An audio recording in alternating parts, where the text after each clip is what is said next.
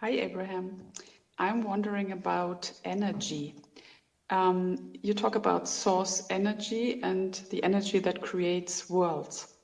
And when somebody is on the lower half of the scale and also uses energy, for example, planning to manipulate someone or planning a crime, is it still the same energy that he uses, only from the bottom half of the scale? Or is there a shift in the energy? Or how would you describe it? So is the energy that creates worlds the same energy that can destroy, only used from somebody from the lower half of the emotional scale? Thank you. Over time, that question has come up. This is the most effective presentation of this question that we've ever heard. We want to answer this fully.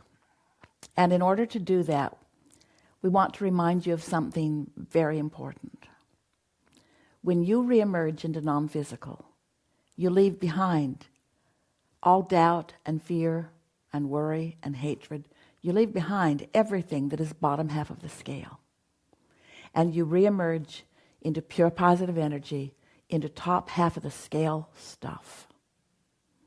And it is from that top half of the scale stuff that worlds are set into motion.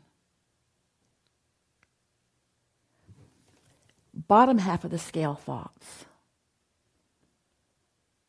affect your point of attraction, and bottom half of the scale thoughts or behavior or words that you are exploring or experiencing can affect other humans who are observing them and responding to them.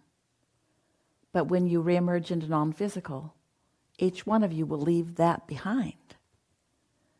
And so we want this explanation to help you to understand that the law of attraction is active throughout all that is. The law of attraction is what continues the perpetuation or the trending of the pure positive energy that is source. And the law of attraction is the law. It is the basis or the reason for the trending or perpetuation of all thoughts that are thought in the physical realm. The law of attraction is a constant.